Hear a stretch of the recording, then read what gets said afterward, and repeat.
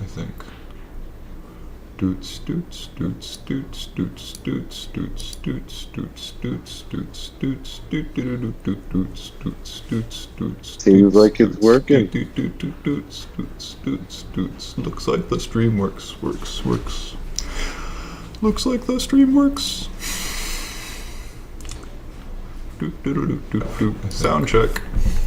I see Seems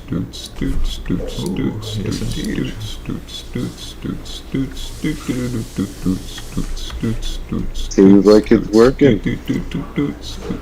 Yeah, okay. Looks like the stream works. Looks like the stream works. Okay, but this noise is very...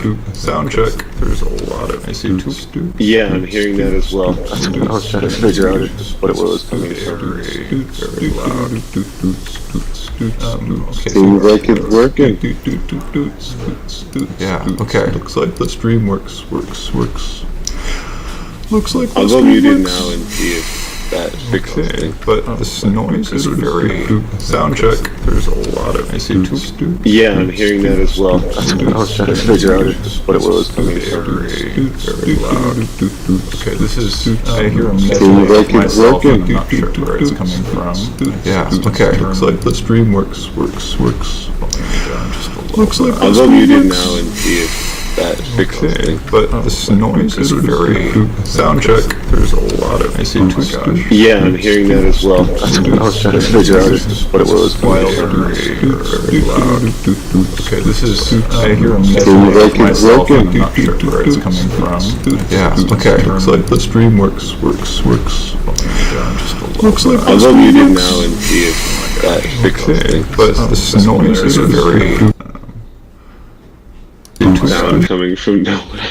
Okay. Phantom noise. Alright, apparently I have... Okay, so I think... This is really interesting. I can no longer hear the medley of echo. Apparently there's a Chromium window open somewhere that's giving me the feedback that I can mute. Now I no longer hear the medley of my voice. Chloe, how do I sound?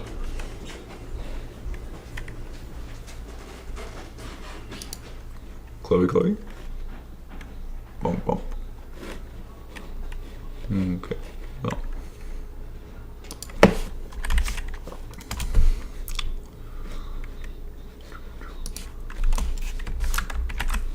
Yep, okay.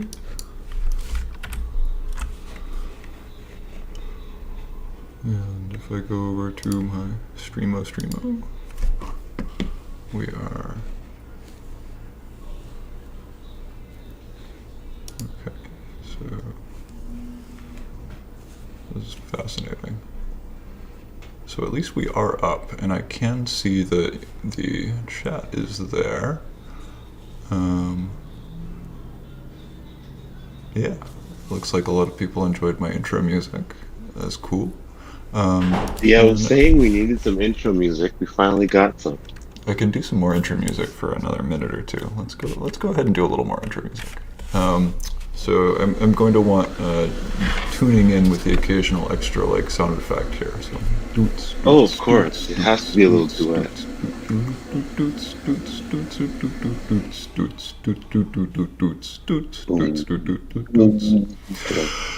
We're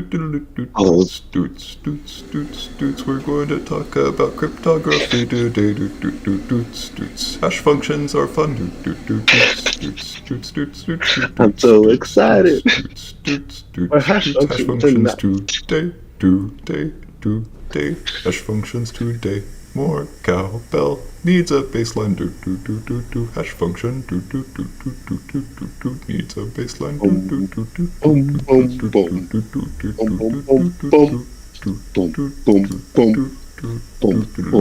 boom. I love it. We need to practice a little more, but that was a great start. Yeah, I think this is a pretty good start to the stream. Let's see, we're about yeah, so it's 9:49. So I think this is probably a good point to start picking up here. We've got some trickling in. Oh, we've already got our first like. That's great. A lot of love for our intro music. It's an open question whether or not we should actually trim our intro music from the uploaded video, but yeah. So We got to come up with a playlist just for the intro music, and that'll be our mixtape. yeah, So. yeah. Okay, so I think we're going to start up here pretty soon. I should probably press some button in the, okay, so it looks like I don't need to start the event. So yeah, looks like we're going. Cool. All right, let's kick it off here. So, drink water. And let's go ahead and drag that away. Let me drag this in. Yeah, so welcome back to session 4, I think. We're at 4 now. Yeah, this is the 4th session, so that's exciting. This is the 4th session of the Uncloak Cryptography Study Group, so welcome back. The last week we talked about AES and DES and block ciphers and block cipher modes. This week we'll be talking about hash functions and message authentication codes. So the assigned chapters for this week were chapters 5 and 6 from the Cryptography Engineering book. The sort of emphasis for this week was mostly covering a couple of hash functions. Most of the emphasis in the book is on SHA-2, and they mentioned that SHA-3 was a sort of ongoing competition. As of now, 2022, SHA-3 has been around for now, I think 7 years. Yeah, 7 years sounds about right. So we've had, I think, maybe with respect to the author's perspective, there haven't been secure hash functions for all too long in 2010, but we've gotten better at hash functions over time. So maybe I'll just drag into the screen here. We've gotten better at hash functions over time. So as of like 2010, it wasn't quite clear whether or not the designed hash functions for the last 10 years or so would stay unbroken to collision attacks and pre-image attacks. But we have a bit more perspective now, 12 years later. And pretty much no hash function designed after 2000. We seem to have turned the century and figured out how to actually do hash functions well. There haven't been any significant design failures on hash functions. And this sort of makes sense in a way in that hash functions are reasonably straightforward. Although their ideal representation is that we would like there to be like I suppose the formal term is that hash functions are random oracles. That is, you can query a hash function for some randomness, right? And there's some degree of controversy about how effective our hash functions are. But the sort of bog standard of hash functions around SHA-2, SHA-3, Blake 1, 2, and 3, and some more recent hash functions like Poseidon and Pedersen hashes inside ZK snarks, all of these seem to perfectly do what they're expected to do, which is generate some random output where the pre-image is difficult to calculate and collisions are hard to obtain based on the construction of these hashes.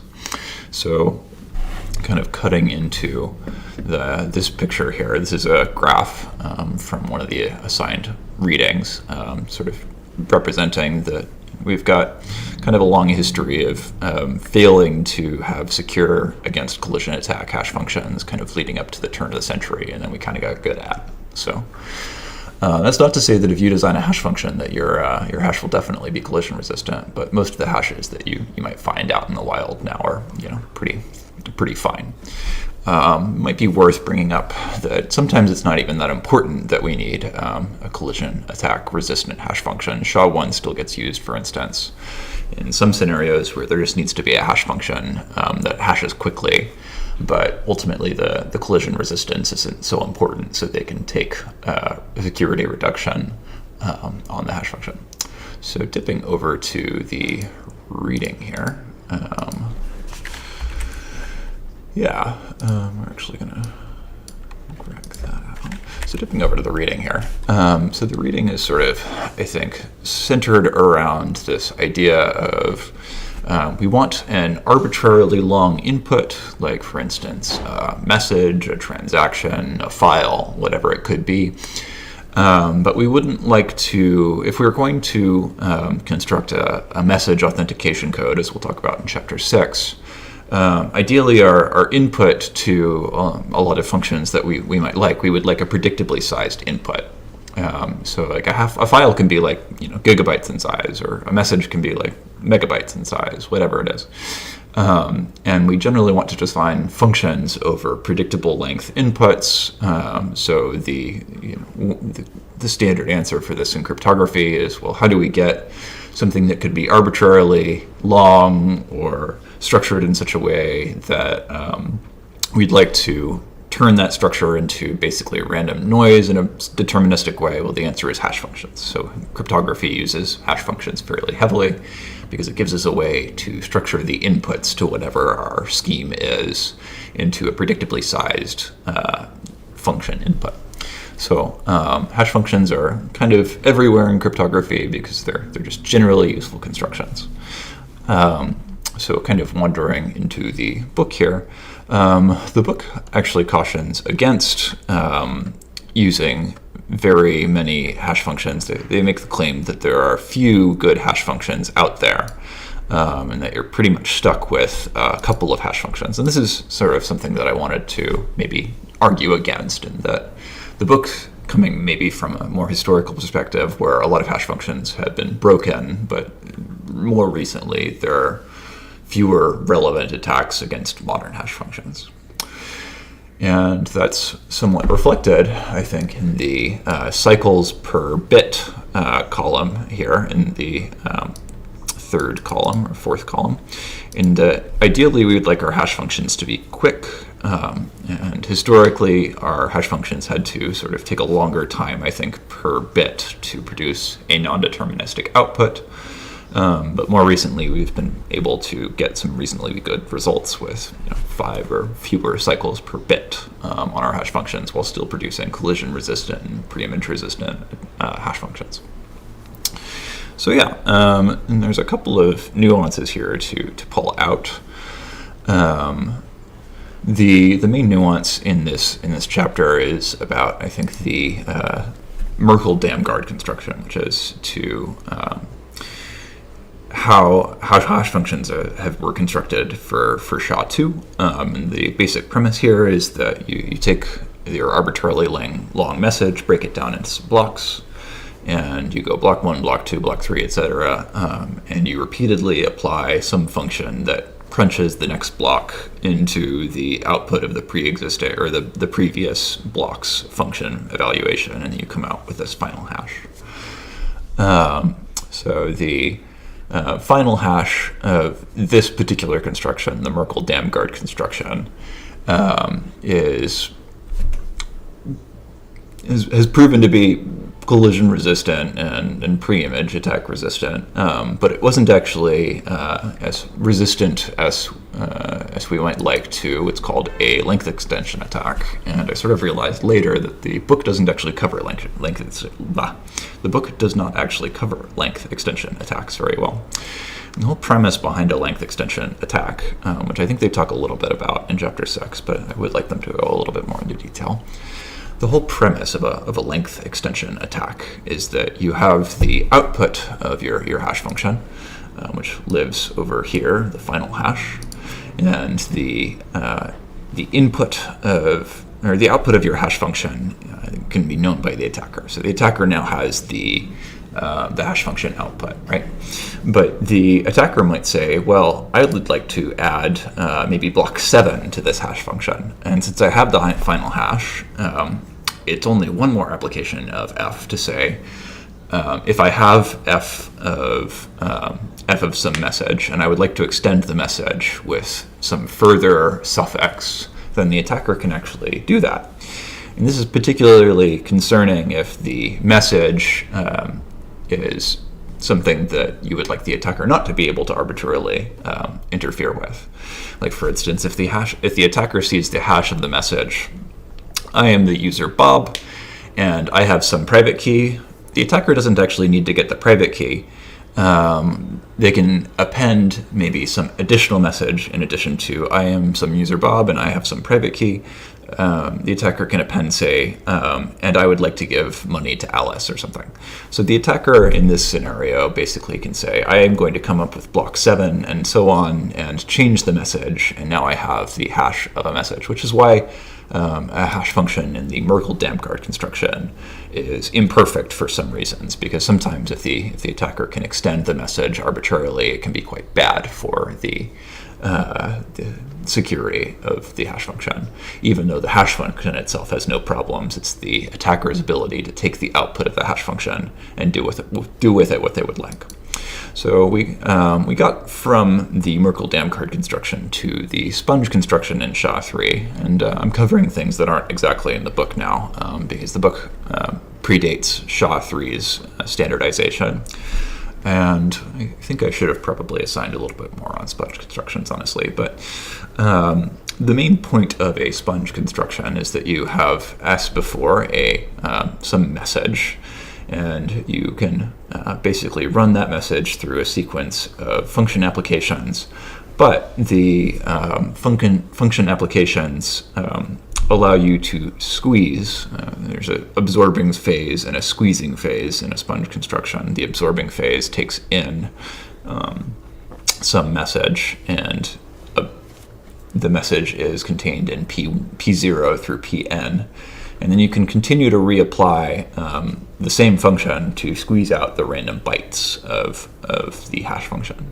So the absorbing and squeezing phase means that the attacker would need to take Pn-1 and the output after Pn-1, and then insert their message in here.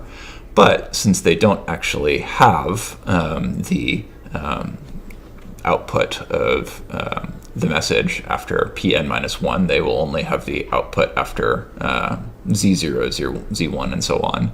They can't arbitrarily insert their own suffix to the message. So that's sort of the intuition behind why SHA-3 is relevant. And I'm going to do a check-in. How's the sound on the stream? If someone could check in with me on that. My side of things sounds really great, but Cool. All right, yeah. And maybe then to wrap up a little bit on this natter, the book turns its attention to some historical hash functions that have been broken, MD5 and SHA-1. And there are reasons to use MD5 and SHA-1 in practice, but the reasons generally are that the collision or the collision resistance of the hash function actually isn't that important.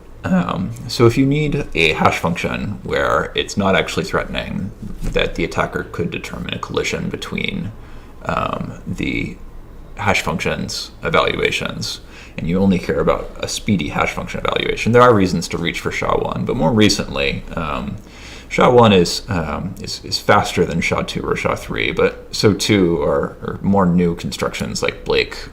Blake 1 through 3 are all pretty fast in terms of speed. So the traditional reason to use SHA-1 is that there are only like 18 cycles per bit, as opposed to something like SHA-2, which I suppose that maybe the correct sort of analysis here is not actually cycles per bit, but the actual runtime, which I guess I don't have in front of me. But anyway, newer constructions and hash functions have fairly efficient runtimes with respect to how they produce outputs. So Blake 2 and Blake 3, its successor, are well recommended for speedy hash function evaluation with comparable runtimes to SHA-1. And Blake 2 has been used in not a small number of places. So you might be familiar with some of these projects, Zcash, Argon 2, which is a password hashing company, or a password hashing algorithm. IPFS, there are a lot of places that Blake 2 has landed. Blake 3, I think, was published just 2 years ago, so it's had a little bit less time to trickle out. But these are reasonably well understood and high performance hash functions that exist. And I suppose I mentioned Pedersen hashes and Poseidon hashes at the top.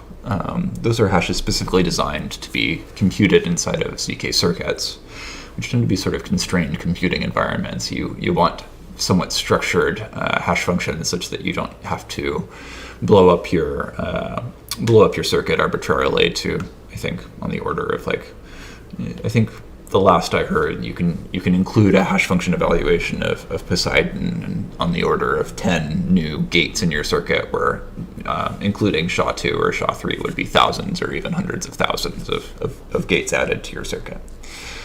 So the Blake construction is structured on the Cha-Cha cipher, which we'll be talking about a little bit next week, because Cha-Cha 20-Poly 1305 is probably the most well-recommended authenticated encryption scheme, and we'll be talking about authenticated encryption next week.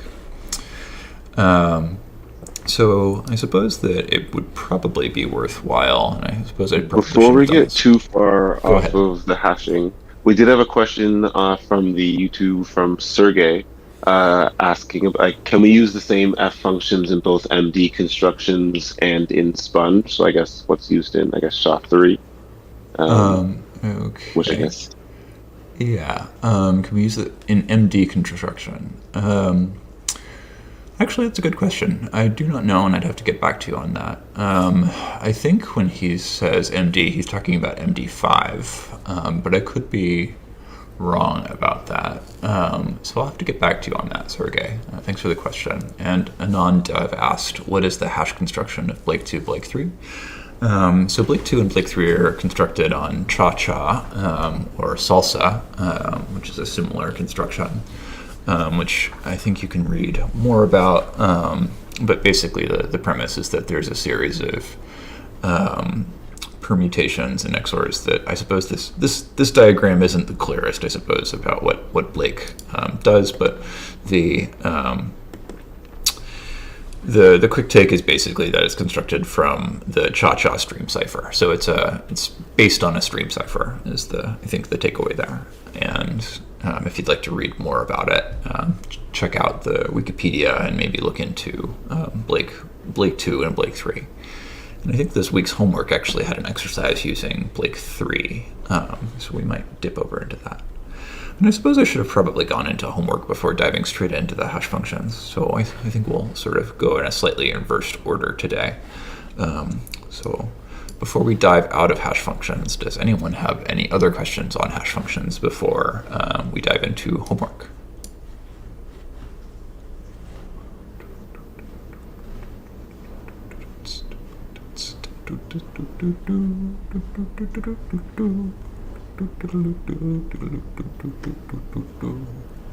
Okay, don't see any questions just yet. Oh.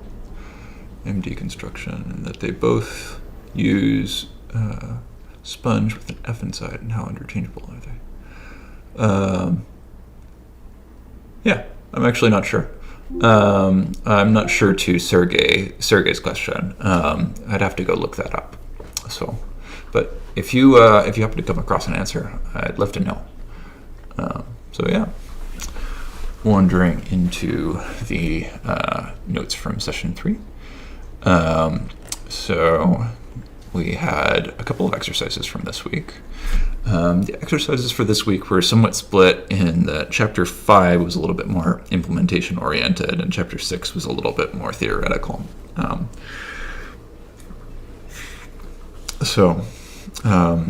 Running through the solutions from Chapter 3, the Chapter 5 exercises were, let's see,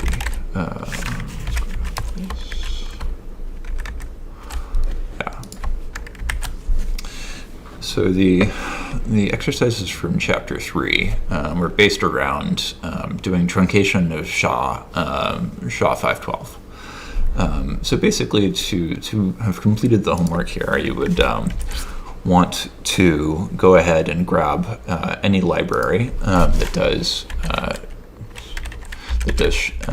hashing. So I used the Ring library, which is a lower level cryptography library in Rust. It's the back end of a couple of other cryptography libraries, most notably Rust TLS, which is a rewrite of OpenSSL in Rust and is generally known to be high production quality. And because it's written with its implementation in Rust, roughly every 6 months, there's a bug that is published in OpenSSL that reduces to there was a buffer overread or a problem with some particular implementation of C++ or C that allowed an attacker to read farther than they should have been able to. So the Rust TLS library and Ring come well recommended. The homework for this week was to construct a hash function and find some collisions. And so collisions, as we mentioned at the top, are basically they're sort of like apotheosis of how to do hash functions such that they are the main sort of attack that we're afraid of usually when we think about hash functions. So the algorithm here is to truncate the output of SHA-512.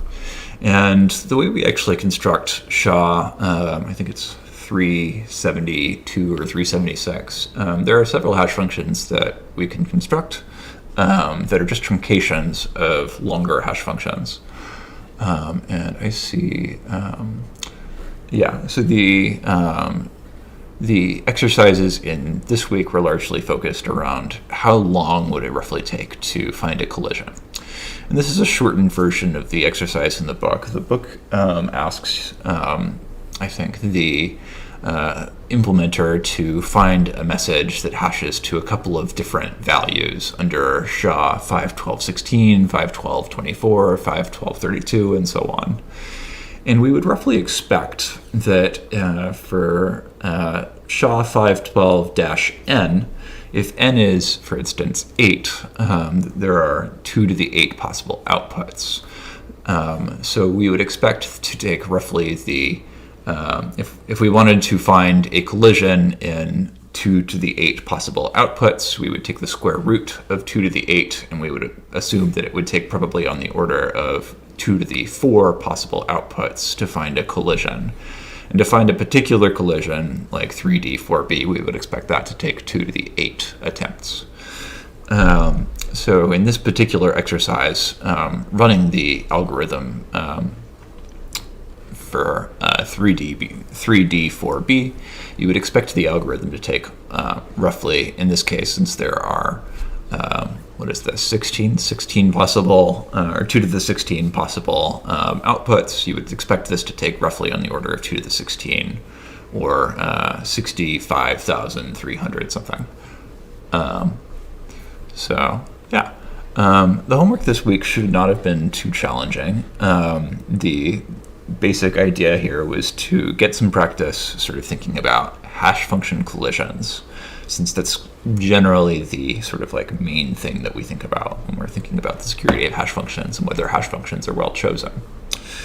Also, I've been trying to structure the homework such that I think the homework should be approachable from a perspective of if you'd like to dive deeper on any particular topic. The homework should be doable without too much hurdle, but should also suggest in ways that you might like to continue if you wanted to explore hash functions further. So for this particular homework, the goal here was to explore a couple of different hash functions and see their runtime, and maybe even invite the audience to take a look at these hash functions and see how they differ. So the last exercise of the homework for this week was the benchmarking of several algorithms, SHA-2, SHA-3, and Blake 3, that is. And so you can time your implementations however you'd like, or time these implementations however you'd like. But the goal here, I think, should be that you should be able to say, oh, okay, so this hash function and that hash function evaluate in some reasonably comparable runtime, and Criterion is the usual go-to benchmarking tool for statistically sound benchmarking in Rust. I think we had an exercise about that on the first week. But the output of your function here should basically be demonstrative that Blake runs fairly quickly.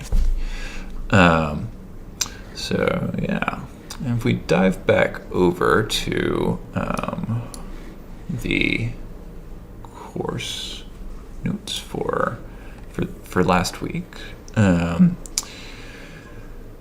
yeah, I suppose there was one particular reading. Is it necessarily? No, you can do the exercises in whatever language you'd like, although this course is specifically centered around the Rust programming language, since I think there's generally an emphasis in cryptography on generating secure code, and so Rust is quite good at that. So a lot of cryptography in practice is written in Rust.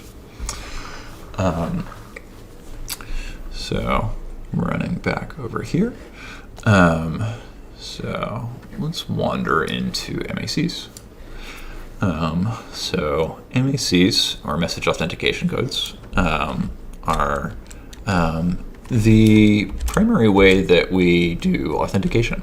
So the whole premise in authentication is that if you, let's say Alice and Bob, bringing up Alice and Bob, Alice wants to prove to Bob that she is who she says she is, because if she doesn't, then Eve can arbitrarily say, well, if Eve just happened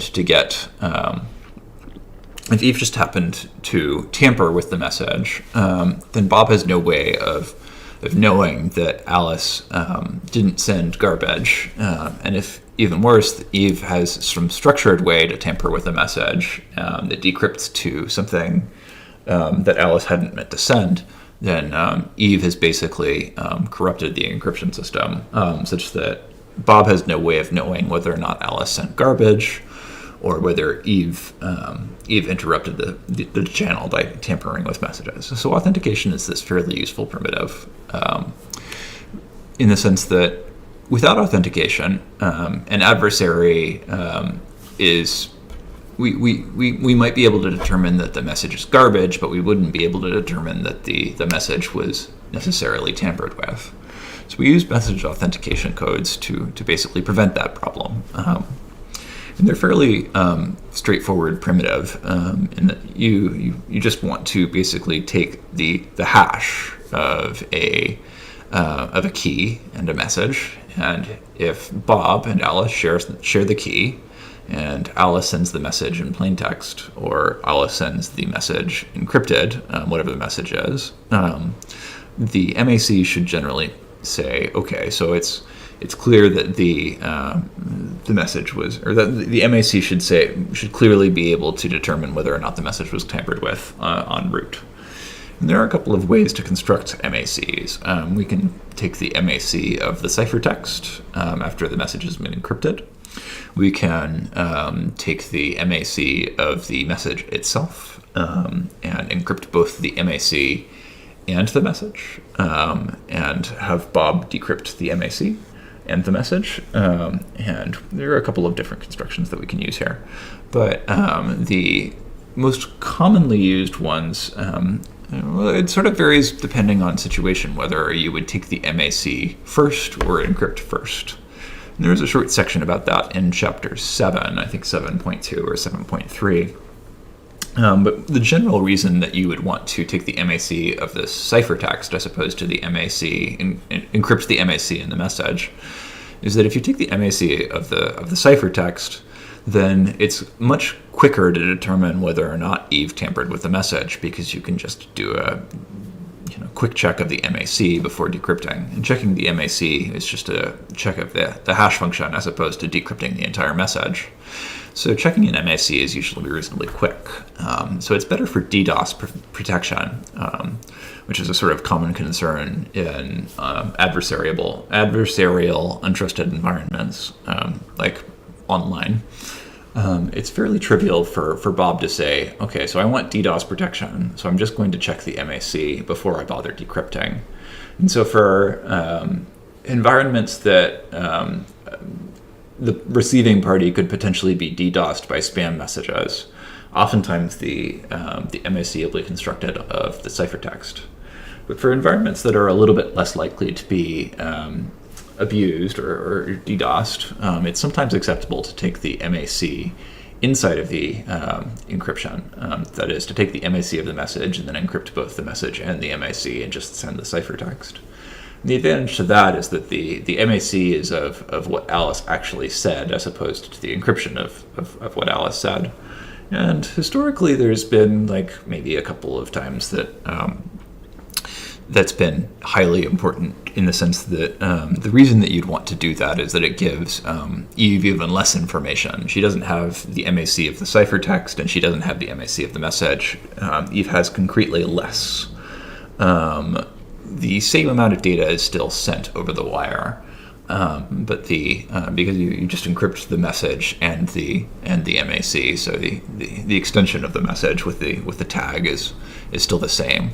But the result, the end result here is that if Eve has just concretely less to work with, then she is even less able to know what's going on between Alice and Bob's communications. But MACs don't actually reveal anything about the message that they are computed over by the property of preimage resistance of hash functions. So generally, most protocols that I've seen do encrypt first and then take the MAC of the message. We can talk about that a little bit more soon. So the whole premise here is that we have this ideal premise of an MAC, that it's a random mapping from this input, which is Alice's message or Alice's ciphertext, as it may be, to the output, which is some random string that Bob can verify that represents Alice's message. So an attack on an MAC is any way of distinguishing the output from randomness, and this should basically run back straight to hash functions. Which, if we model a hash function as a random oracle, that is, a hash function produces randomness, then that's our sort of like ideal model of what a hash function should be. It should be this oracle for some random output. And so basically we want exactly that for an MAC. We want the output of whatever Alice puts into the MAC to look like, we want the output to look random. So breaking an MAC is more or less just a question of like whether or not the underlying hash function is broken. And we're going to get to next week the topic of authenticated encryption, and there's a couple of things to talk about with respect to authentication and encryption. Namely, that it's hard to do it right, and so there are a couple of libraries that I think I mentioned the week before, AEAD libraries, where the whole premise of an AEAD is that it's hard to screw up using an AEAD, and that it does the authentication for you and it does the encryption for you. And so the homework for next week is going to be largely using not just, and this is somewhat why I didn't assign homework, implementation homework for using any of the CMAC or HMAC or GMAC sort of implementations, is that ultimately you're rarely going to actually reach directly for CBCMAC or HMAC themselves. You're almost certainly going to reach for an AEAD instead. So it's more important, I think, conceptually to understand the premise of message authentication codes than it is to actually be able to reach for their implementations, because you almost certainly will be using an authenticated encryption scheme as opposed to reaching for an MAC themselves. So the theory behind sort of how to construct a good MAC is relatively interesting and important. And we can generally construct an MAC out of anything that produces random output. And so besides hash functions, block ciphers and stream ciphers are also known to produce random output. So they're another common grab for cryptography or for MAC constructions. So the book gives the specific example of CMAC, which has been sort of less popular over time. I think it's largely because it's a little bit slower than the alternative constructions out of stream ciphers.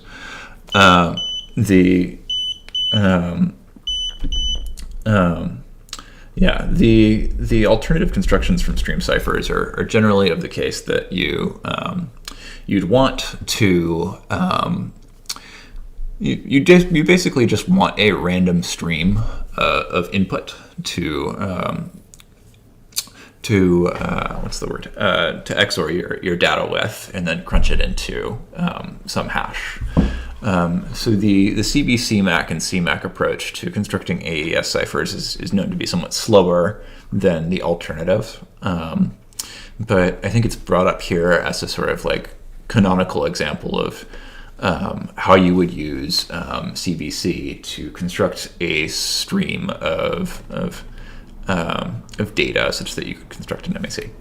But more common these days are to use specifically what's described in the book as GMAC. HMAC was popular with SHA-2 because it was a way of denying length extension attacks. But if you're going to use a modern hash function that is not vulnerable to length extension attacks, HMAC's advantages sort of drop off in the sense that HMAC is required to evaluate two hash functions to construct an MAC. But the whole premise with the sponge construction and hash functions is that you aren't worried about length extension attacks. So HMAC's vulnerability to length extension means that you pay in performance for this security of HMAC. But there are hash functions, perfectly good hash functions, that aren't vulnerable to length extension attacks nowadays. Including the hash function that underlies GMAC, which is AES GCM mode, if I'm remembering correctly, which is a sort of stream cipher mode of AES that's secure. And even more common nowadays is to use CHA-20 as the hash function, which underlies the AEAD that we'll talk about next week, which is CHA-20 poly 1305. So he asks specifically which MAC to choose. And this is actually something that I wanted to draw attention to. The answer to which MAC to choose is something that I suppose I've been hammering away at for the last 10 minutes or so. The answer is none. Don't choose an MAC. The whole premise with choosing an MAC assumes that you choose your encryption scheme and your MAC separately. And there are a lot of common mistakes in even just reaching for these individual components, encryption and authentication, that knowing whether to encrypt first or MAC first, or to take the MAC of the plain text or take the MAC of the ciphertext or whatever else, and then being able to transmit that data to the receiving party and having them know whether to encrypt first or decrypt first or verify the MAC first. The answer is don't choose an MAC. Choose a authentication encryption scheme. So the whole premise of an AEAD is that they're standardized authenticated encryption libraries so that you can just take a single protocol off the shelf, which usually does what you intended to do anyway with encryption or with message authentication, and send a message that allows for a high degree of flexibility in that you do encryption, you do authentication, and you can also send what's the AD in AEAD is associated data.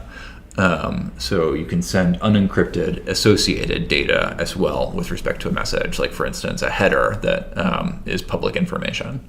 So a lot of the time when you're reaching for symmetric encryption primitives, the primitives that you need to know about are symmetric block ciphers and hash functions, which MACs are constructed from. But in fact, in practice, you're almost certainly going to be reaching for an authenticated encryption scheme. Diving back over to the exercises and the homework for this week. So the exercises for this week for Chapter 6 were a little bit more theoretical, in the sense that you should have a little bit of practice, I think, doing symbolic reasoning with hash functions and with authenticated authentication tags, especially since we're going to kind of shift in a more mathematically rigorous direction when we start talking about asymmetric encryption and asymmetric primitives in general. Because symmetric cryptography is relatively possible. It's possible to understand, I think, symmetric encryption without really diving too deep into like some of the security arguments that underlie why block ciphers are secure. But the sort of direction that we're going to be heading here, probably in about 3 weeks or so, is that we'll be diving a little bit more into the asymmetric cryptography primitives. And asymmetric cryptography primitives are a little bit harder to avoid mathematics with. So this is a sort of like opportunity, I think, to maybe get a little bit more comfort with doing symbolic reasoning, doing mathematical reasoning at this stage. And if we come to asymmetric encryption and you're feeling a little bit overwhelmed, that's perfectly fine. It's kind of to be expected, honestly. But this avoiding the exercises that are a little bit more mathematical in nature might leave you feeling in the dust when we start talking about RSA and some Diffie-Hellman key exchange and all of that. So I just want to encourage, if you've only been tackling the sort of more implementation-heavy exercises and sort of avoiding the symbolic reasoning questions, maybe turn around and give them a shot. So hitting up on Chapter 6, the basic premise for Chapter 6, 6.3 is I think it's kind of a warm-up in that you are given these tags, and given these tags, you can actually prove that Eve can determine a tag that doesn't exist. And this exercise isn't so interesting in practice. It's basically what Eve might think of as like a chosen authentication attack, in that it's entirely possible that you could send a 1 block long message, but it's not likely in practice that your messages will only be 1 block long or 64 or 128 bits. A 16-byte message that is perfectly crafted for Eve, though, is entirely possible. So suppose that you encrypted, or suppose that you took the MAC of A and B, both 1 block messages, and there's a typo right there. Got this little parentheses dangling down. Suppose you took the MAC of these 1 block messages using CBC MAC. Well, you can actually determine that the attacker can develop a CBC tag for the A concatenated to B tag. Now that's sort of like an arcane idea, in that, like, it's unlikely that this is going to happen in practice, but it is an interesting sort of exercise to come to it and sort of like think, well, could I develop a message authentication code that didn't have this property? Because obviously this diverges from our ideal property for message authentication codes. And the answer is yeah. You can absolutely develop an MAC where this is not the case. Because this is an attack on CBC MAC's structure. The CMAC structure here is what enables this attack. So this kind of goes back to SHA-3 and SHA-2. If you have a hash function where the MAC does not have this specific structure, then this attack becomes impossible. And so to avoid this attack, basically if we use modern MAC constructions like GMAC is the main one that comes to mind, but also Poly 130, or I'm sorry, JAWJA 20, this attack becomes impossible. Going to section 6.4. So this attack was basically the case that the attacker doesn't actually need the key to recover the message. The attacker can simply say, using the information, they can do that by saying, well, I have this tag and I have this message.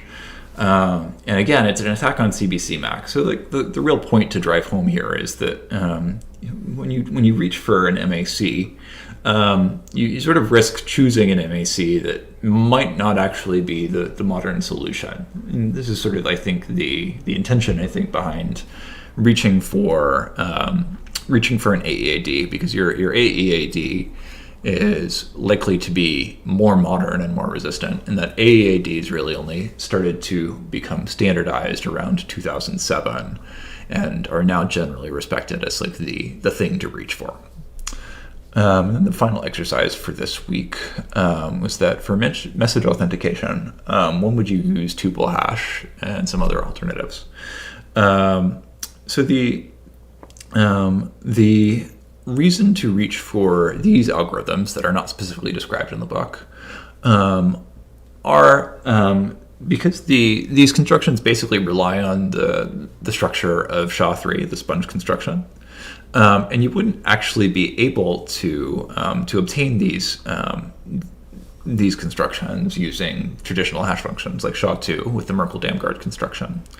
And so parallel hash, tuple hash, and KMac are each hashing algorithms that are specifically designed to hash long messages or tuples of messages in parallel. KMac is faster than HMac as an alternative because HMac is required to hash twice for every MAC produced, and KMac is designed to hash once because it's not vulnerable to length extension attacks. So that sort of wraps up the homework. And I think before maybe peeking ahead to preview next week, inviting any questions from the chat, and we might pivot over to talking about a couple of administrative things towards the end here. So, Chloe, did you have any comments? No comments here. Just I know there's lots of discussion going on in like the Discord as well, while the study group's going on. So it's great to see that people are actively engaging in the content. So yeah, if people have questions, please feel free to also ask them live here, and we can address them. And then if you are continuing to dig deeper, I'm glad that you guys are enjoying that as well. Yeah. I think we might pivot to talk about a couple of administrative things before we dive out here. The first thing is that study subgroups haven't been, I think, as successful as I was hoping. And I'm kind of thinking about ways to reorganize them. I was thinking about basically saying that the study subgroups, the original intention was that they should be a way for you to have a conversation with people that maybe feel a little bit more local to your sort of perspective. That is, the original interpretation was that if you had a sort of closed area to have conversations about topics, that maybe it would be a little bit easier and a little bit less intimidating to have conversations. Also, I was thinking that it's possible that study subgroups would arrange for their own sort of like private get-togethers to discuss homeworks, maybe aligned around like time zones. And so like I think that both of those things are probably still worthwhile, but I'm still thinking about the format of how to do that best. So right now what I'm leaning towards is if there was going to be a restructuring of study groups, I wouldn't want to deconstruct study groups altogether. Any study group that still wants to exist can still exist. But I would suggest or ask for anyone who would like to lead a time zone local study group session local to like the American time zone area, the European and African time zone area, or the Asian time zone area. I'm kind of interested in what an alternative structure for the study groups, such that any subgroup that wanted to have a midweek meeting to discuss the homework and the reading and so on is something that I'd want to encourage. So I'm going to make an announcement about that in the chat after the stream. And yeah, addressing the question that popped up. Given that we have Blake 2.3, is there any reason to use SHA-3 anymore?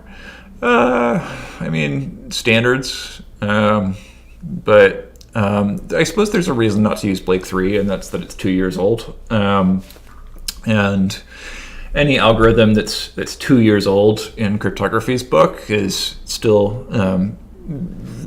reasonably untested. Cryptography is inherently easier to know the security of, not only based on the proofs that underlie whether or not something is secure, but also the length of time that it continues to go unbroken. Blake 3 very much builds on the foundations of Blake 2, and I would probably direct anyone that was willing to sort of take a sort of marginal security risk on using a somewhat newer algorithm. Yeah, Blake 3 is probably secure, but is there any reason to use SHA-3 anymore? No, not really. Besides standards, the answer is like I kind of shrug a bit and say, well, sometimes you have to be in coordinates. You have to coordinate with standards, right?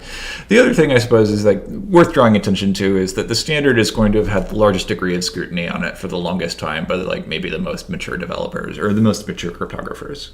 So I suppose like me making the Steelman case for using SHA-3 would be that obviously there's been a lot of eyeballs and a lot of like hours spent trying to break SHA-3 and it's still not broken. So there's the reason to use SHA-3. But if you were willing to go slightly down on the eyeball security in exchange for performance trade-off, then yeah, I think it's a perfectly reasonable move to reach for Blake 2 instead, or Blake 3. So yeah.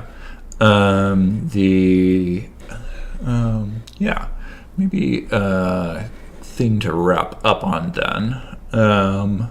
Thanks everyone for joining this week. I suppose I did feel a little bit like a troll for introducing MACs, only to say you'll never use these. Use an authenticated encryption scheme instead. The announcement for next week is that we'll actually be talking about authenticated encryption. And since the book somewhat predates the standardization of authenticated encryption, I did my best to assign some reading. I didn't actually get through assigning all of the exercises, so the exercises are likely to update today or tomorrow with a couple of more exercises. And I'm kind of looking around for better things to assign, but I assigned a couple of articles on Wikipedia and the Cloudflare blog, which is generally high quality. And we'll be getting some practice using authenticated encryption schemes this week with AES GCM and Cha-Cha Poly. Thanks everyone for joining this week. And if you have comments on things that you would like in a restructuring of subgroups, I would love your input. And then the last thing to draw your attention to is that there is going to be a poll this week. We would like to better understand who's taking the course. So there's going to be a short survey in the announcements channel as soon as we log off from the stream. And I'd love your feedback on how the course is going, sort of what you're feeling about the course and maybe where you're coming from. And I suppose the thing that I've been teasing in the Discord for the last maybe week or two is that I'd like to have a job fair at the end of this particular course. I've spoken to a couple of firms that are interested in attending and maybe talking to some of you guys. So stick around for the course. And my advice to anyone who's seeking a job in cryptography is that it's not an easy topic to learn. This course is maybe my best attempt to help make it more approachable. But especially something like cryptography where there's a lot to learn and it can feel a bit overwhelming, use the Discord to sort of, I think, check in with other people who are learning in the same way. And there may be employers who are interested in how you worked through some of the exercises in this course. So yeah, stick around, and we'll look forward to having you next week. Thanks everyone for coming, and I think that's going to be it for today. Bye. Yeah, thank you so much everyone for coming. Yep. Thanks, Chloe.